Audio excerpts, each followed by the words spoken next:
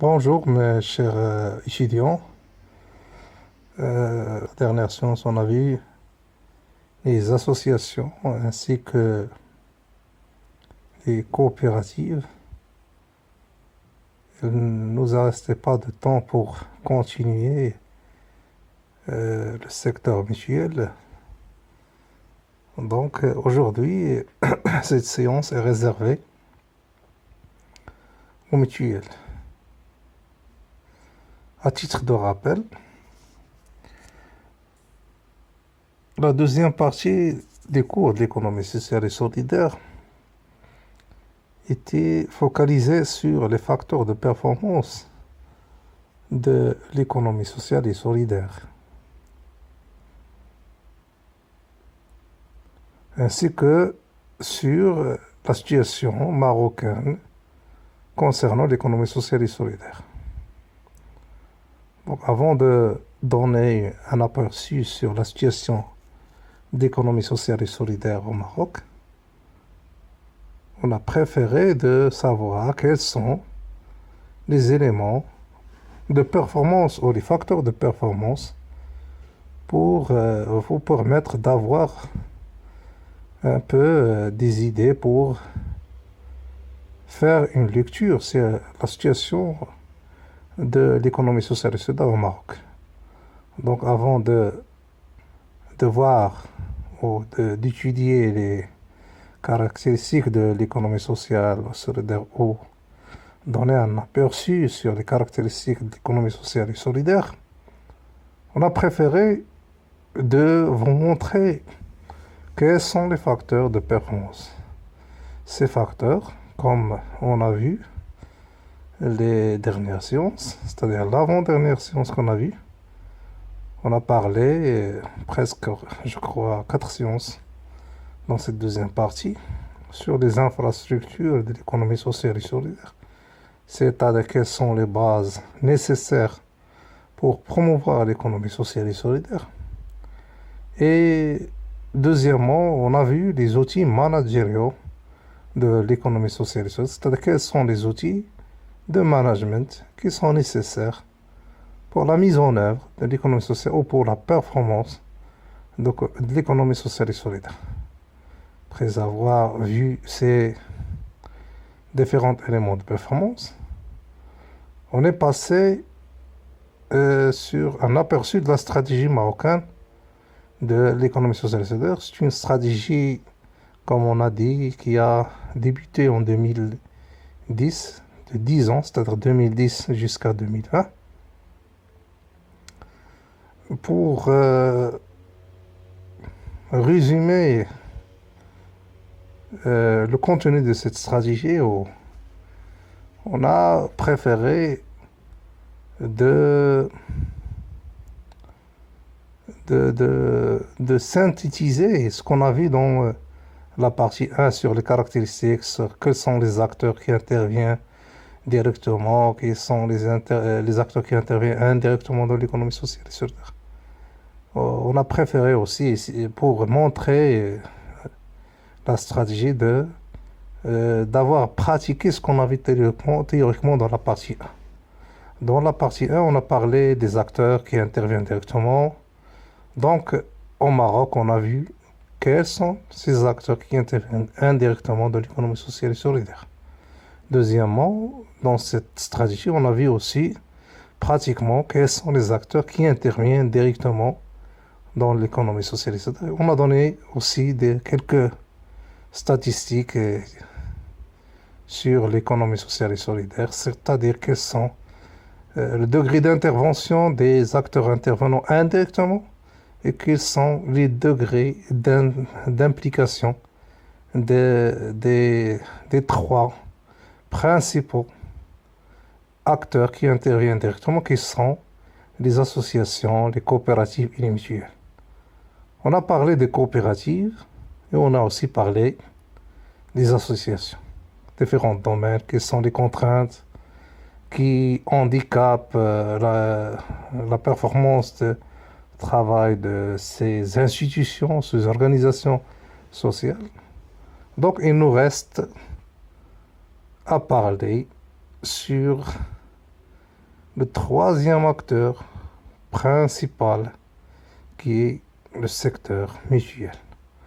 Donc aujourd'hui, nous allons parler du secteur mutuel. Le secteur mutuel,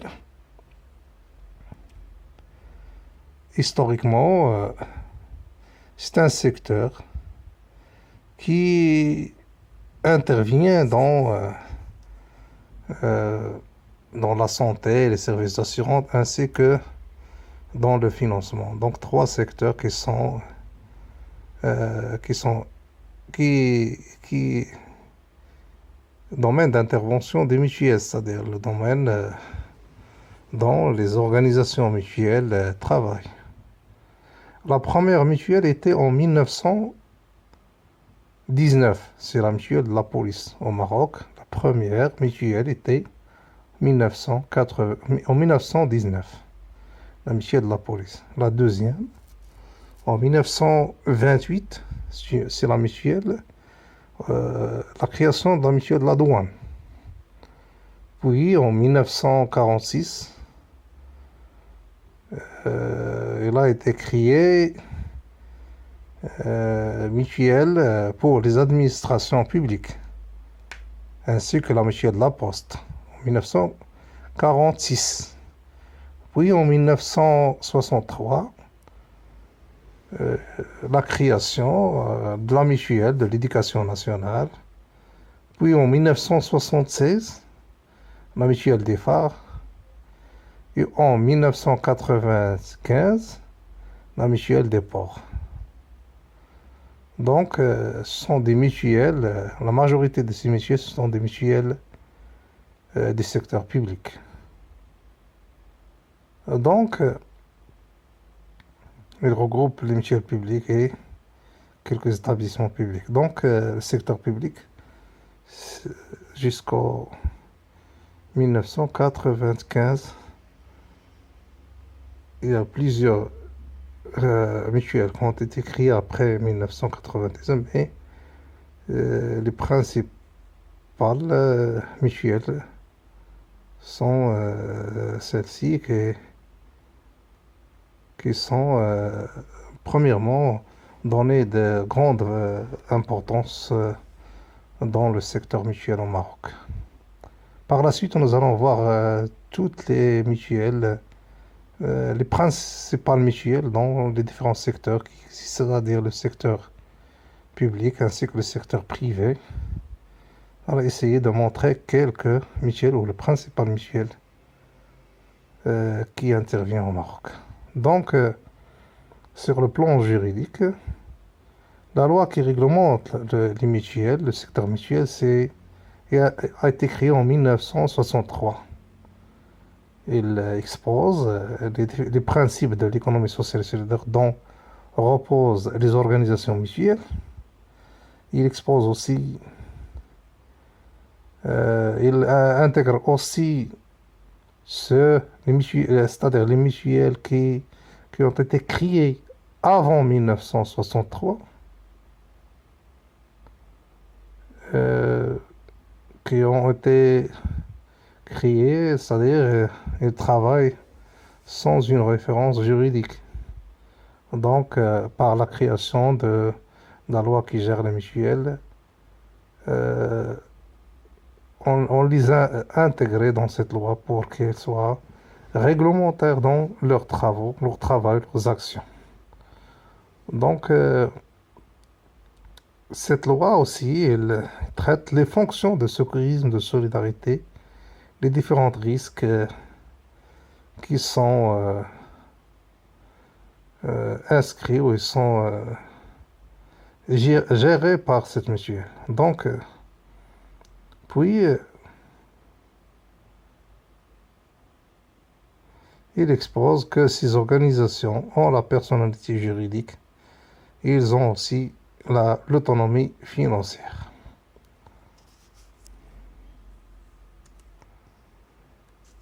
Les caractéristiques des mutuelles au Maroc, selon les statistiques de 2011,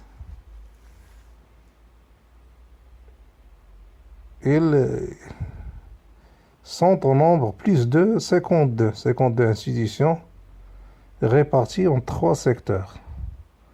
Le secteur santé, secteur des assurances et le secteur de financement.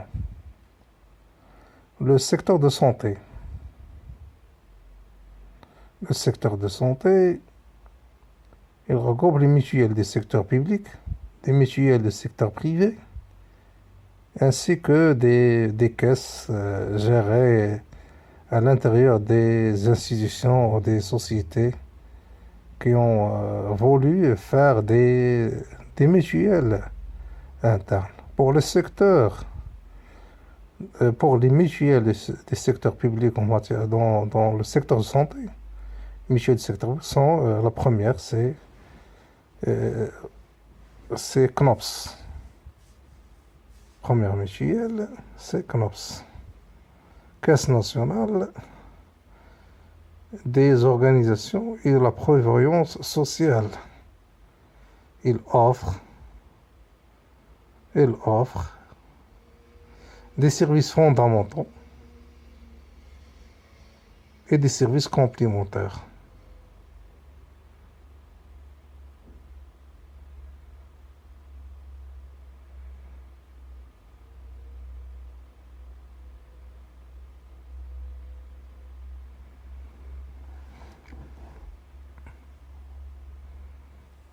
L'employeur s'engage à payer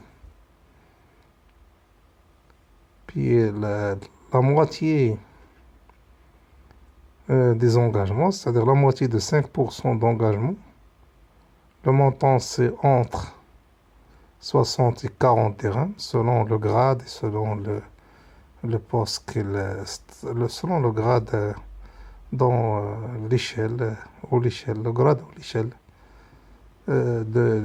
du fonctionnaire de l'État. Selon le grade, là, il varie entre 70 et 400 dirhams. Selon le salaire, selon le grade, bien sûr. Le grade, c'est lui qui détermine le salaire. Donc, il y a un service complémentaire de 50 dirhams. Donc, ce sont les engagements des employeurs aux fonctionnaires dont ces mutuelles s'engagent à payer chaque mois entre 70 dirhams jusqu'aux 40 dirhams selon le grade, selon le poste, selon le salaire bien sûr. Et 50 dirhams généralisés pour tout, pour ce qui on l'appelle service complémentaire. Ce service complémentaire garantit le remboursement de 100% de ce qui a été dépensé en matière de santé. Il garantit le remboursement de 100%. Sans ces services complémentaires, peut avoir moins de 100%. Le remboursement est toujours inférieur à 100%. Il peut être 70 selon la nature et le type de services de santé dont bénéficiait l'employeur, le fonctionnaire. Pour qu'il avoir 100% de remboursement de ce qu'il a dépensé, il faut qu'elle s'engage chaque mois 50 dirhams pour les services complémentaires.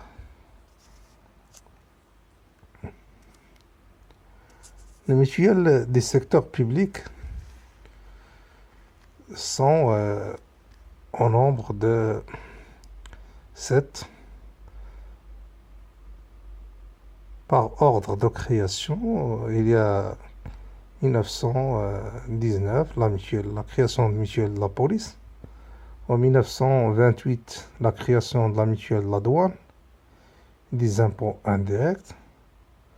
Troisièmement, la création en 1929 les heures mutuelles des fonctionnaires agents au Maroc. En 1946, la création de mutuelles générales des agents des administrations publiques. En 1958, la création de mutuelles des phares. En 1963, la Mutuelle Générale de l'Éducation nationale et en 1976, la Mutuelle des Forces Auxiliaires. Pour les établissements publics qui sont gérés par la loi de 65, spécialement l'article 144, le nombre de ces établissements est 33 et ces établissements sont gérés par CNOPS. Ce sont des établissements autonomes mais ils sont gérés par CNOPS. Ces mutuelles sont les suivantes. Sont en nombre aussi de 9 mutuelles. La première, j'ai pas fait l'ordre de création ici, mais nous allons commencer par le commencement, comment le dire. On va parler premièrement de la mutuelle des personnes et de l'exploitation des ports. Deuxièmement, la mutuelle de prévoyance des ventes populaires. Troisièmement, la mutuelle de prévoyance d'action sociale de l'ARAM. La caisse de prévoyance de cheminots. La mutuelle de denier de la veuve des cheminots. La mutuelle générale des postes et télécommunications. La caisse mutualiste complémentaire des électriciens de l'ONE, la mutuelle d'action sociale de la CNSS, puis la société d'assistance mutuelle des tabacs. Ceci concerne les établissements publics. Les établissements publics sont les différentes mutuelles qui sont qui intervient dans le secteur public, le secteur des établissements publics. Donc pour le secteur privé,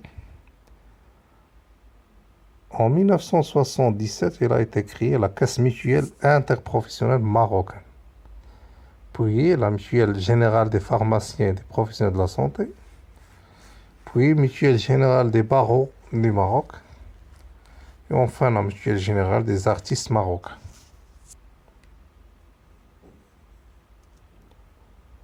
Pour les caisses inter, ces caisses inter sont des caisses qui sont créées à l'intérieur des institutions, c'est-à-dire que sont réservées aux employés de l'institution. C'est-à-dire que l'institution a créé sa propre mutuelle pour ses personnels ou pour ses employeurs. C'est-à-dire si vous n'êtes pas employé dans cette institution, vous ne pouvez pas être adhérent dans ces mutuelles. C'est ça, c'est pour cela qu'ils se sont appelés des caisses internes, ce sont des caisses personnelles de l'institution. C'est-à-dire si vous êtes employeur, vous pouvez être adhérent. Si vous n'êtes pas, donc vous ne pouvez pas. C'est spécifique à l'institution. Premièrement, la mutuelle de l'OCP. Actuellement, cette mutuelle n'existe plus. Deuxième mutuelle, ou deuxième caisse, c'est la caisse de secours de la société anonyme chérifienne des exploitations minières. Elle se préoccupe du secteur minier. Voici la mutuelle de l'IMAD, la mutuelle de Toyota, la mutuelle de Samicam, la mutuelle Baroque et l'association mutuelle des personnels des marins pêcheurs et la mutuelle des conduites d'eau. Sont des mutuelles spécifiques, chacun intervient dans son domaine de travail.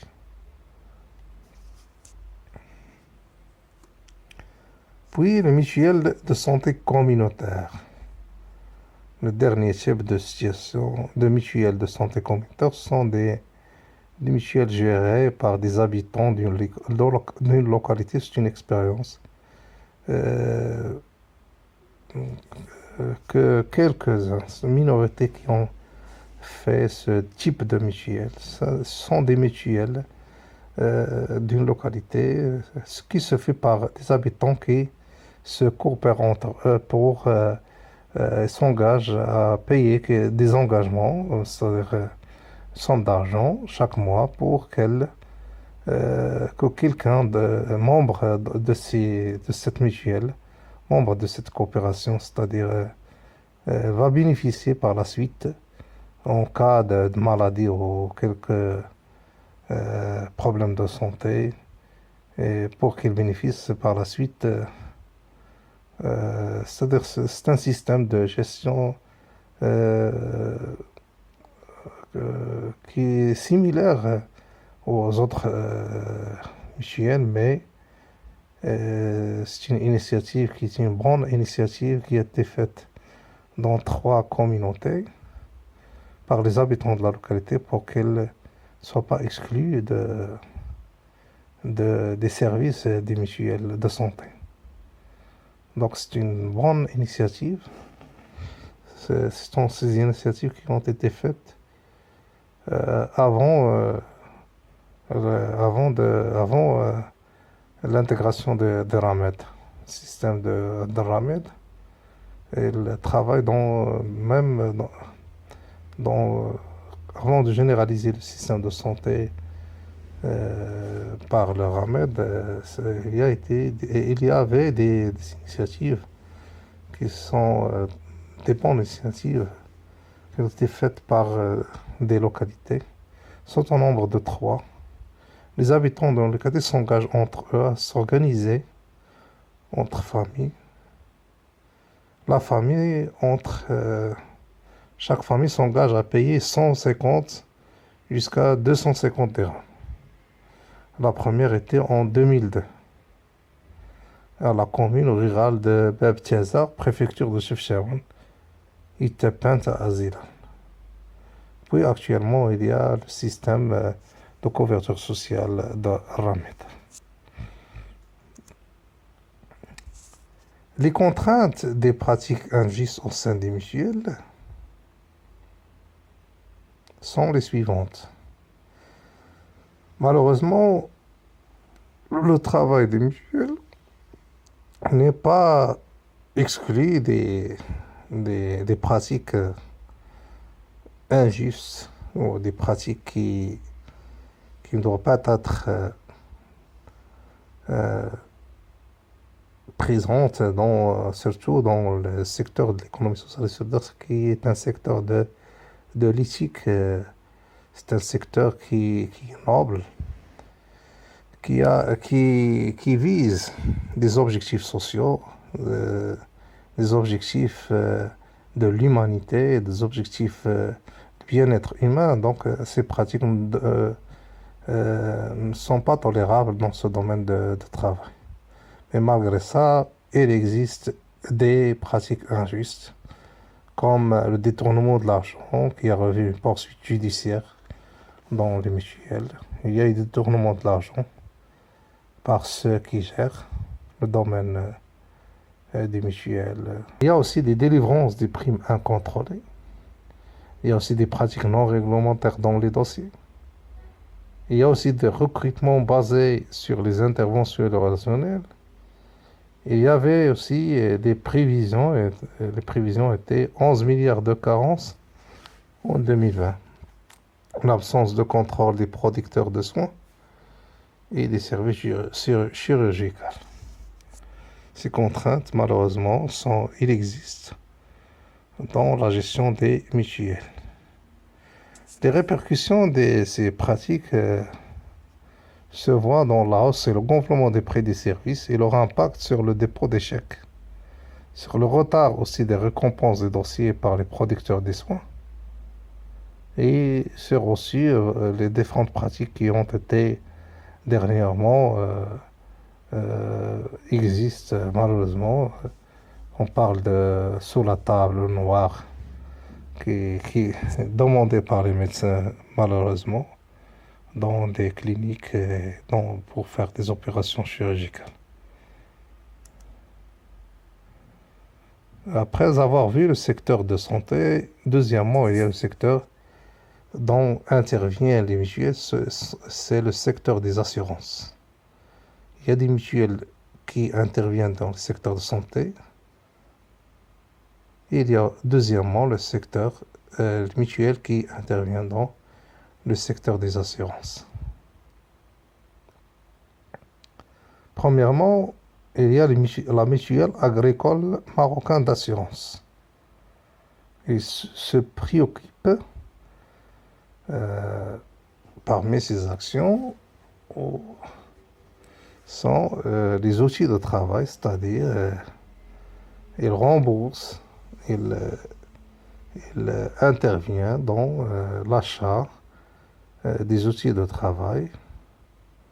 Il intervient aussi dans les risques d'incendie, de sécheresse pour les agriculteurs. Si quelqu'un a connu des problèmes d'incendie ou de sécheresse, et peut être remboursé sur les dégâts qu'il a subis. Il participe aussi à des projets touristiques. Cette mutuelle aussi, elle participe au financement des programmes et il investit à la bourse. La mutuelle agricole marocaine, plusieurs interventions. Elle aide les agriculteurs dans les outils et dans le remboursement des dégâts d'incendie et de sécheresse. Il participe à des projets de développement territorial, des projets touristiques, et ainsi que dans le financement des programmes, des projets territoriaux pour promouvoir le développement. Il investit à la bourse.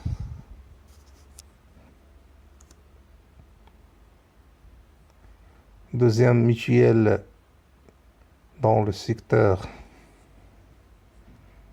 de financement, il y a la mutuelle centrale marocaine. Dans le secteur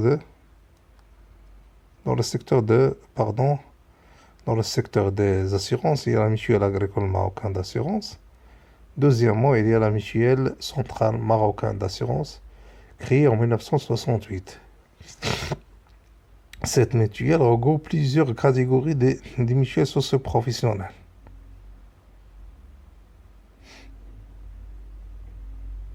Elle se préoccupe des services traditionnels de transport, services de l'enseignement et des services de l'enseignement supérieur.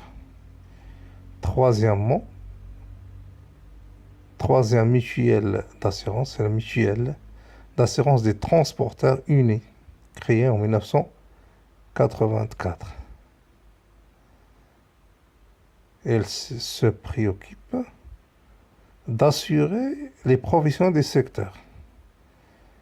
Elle se préoccupe aussi des risques de transport ainsi que les assurances des camions et taxis. La dernière mutuelle, c'est la mutuelle d'assurance sur les accidents de la route et de travail.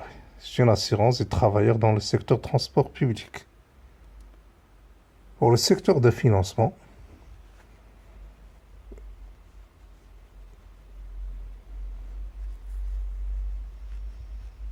ce secteur de financement, il peut y avoir statut d'une association ou d'une coopérative. Ils ne sont pas des sociétés anonymes et ils sont même assujettés à l'impôt.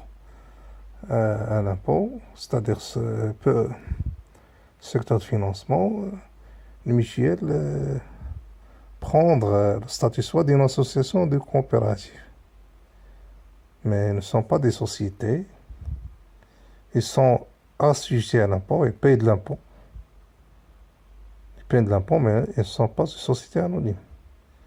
Ils offrent des garanties entre les banques et les petits professionnels. Le rôle de ces mutuelles qui travaillent dans le secteur de financement, il y a des gens, des investisseurs, des entrepreneurs,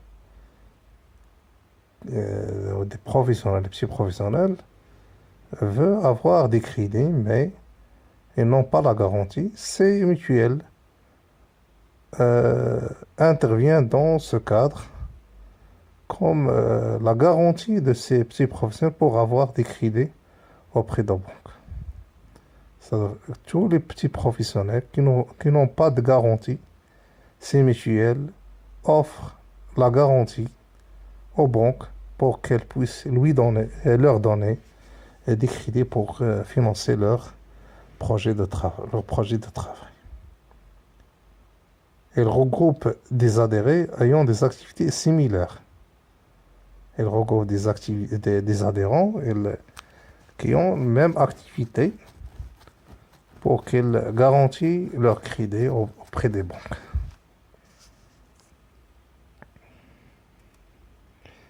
Et merci pour votre attention. On a vu le cadre mutuel, le secteur mutuel au Maroc. Donc, notre cours est terminé. À titre de rappel, on a vu dans la première partie les contours de l'économie sociale et solidaire. On a vu aussi les contours de l'économie, on a parlé des changements sociaux, comment les changements sociaux à l'international impactent les situations sociales au niveau des pays. On a vu aussi que les changements sociaux à l'interne impactent négativement le, le champ social des pays. On a parlé des changements sociaux à l'international. On a parlé des crises internationales aussi, comment impacte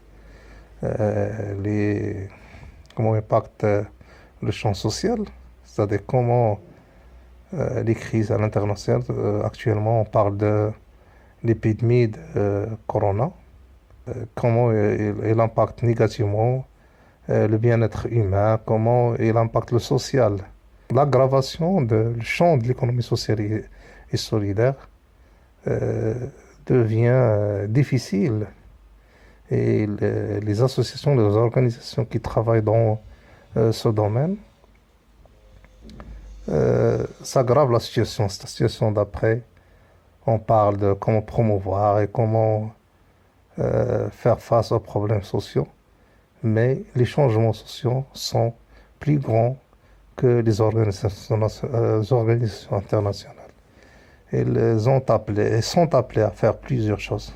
Il dépend toujours des changements sociaux, que ce soit international, soit au niveau national. On a parlé aussi des changements qu'a connu le Maroc dans ses politiques, dans l'historique marocain, dans l'économie, dans ses politiques économiques et sociales, et comment il a impacté le social, comment il a aggravé même la situation pour que les organisations sociales travaillent plus pour promouvoir le bien-être, pour réaliser les objectifs sociaux visés et ciblés par les acteurs. Donc, après avoir vu un aperçu sur les crises à l'international et sur les crises nationales et comment elles impactent le champ social au niveau des pays, la situation individuelle du bien-être de l'homme. On a parlé aussi pour faire bien montrer les contours de l'économie, on a parlé aussi, deuxièmement, sur l'historique de l'économie. Comment l'économie sociale et solidaire a vu le jour. C'est un complément de l'économie politique. C'est un débat qui a été créé entre le courant libéral et le courant social. Donc on a vu ce débat c'est-à-dire l'historique de l'économie politique et, et comment l'économie sociale a vu le jour, c'est-à-dire les organisations sociales, leur intervention et ce débat entre le courant libéral et le courant social. On a vu aussi, troisièmement, on a parlé des acteurs. On a distingué entre les acteurs qui interviennent directement et ceux qui interviennent indirectement. Ceux qui financent, ceux qui font des formations, ceux qui accompagnent, ceux... Et on a parlé aussi des acteurs qui interviennent directement, qui sont les mutuelles, les assurances, les coopératives, les associations. On parle toujours des assurances. Le Maroc ne dispose que des mutuelles d'assurance, mais il y a aussi des assurances mutuelles. Donc, on a vu aussi, après avoir décortiqué les acteurs, on a parlé aussi de la dialectique qui existe entre le social et le politique et l'économie. On a fait des distinctions, la dialectique qui existe, c'est-à-dire quelle est la distinction entre économie sociale et économie solidaire, quelle est la distinction entre la charité sociale, entre l'économie sociale et solidaire, quel est le don, quelle différence entre le don et les actions de l'économie sociale et solidaire. Pour mieux connaître, on a vu aussi le rôle de l'économie sociale et solidaire. Quel est le rôle? Les fonctions, quelles sont les fonctions? Tous ces éléments, c'est pour démontrer le champ de l'économie sociale, pour mieux comprendre l'économie sociale et solidaire. Après, on a passé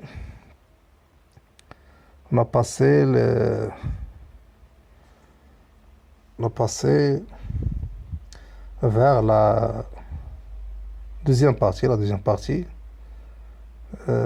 comment la question qu'on a posée pour présenter la deuxième partie, c'est comment peut-on avoir une économie sociale et solidaire performante?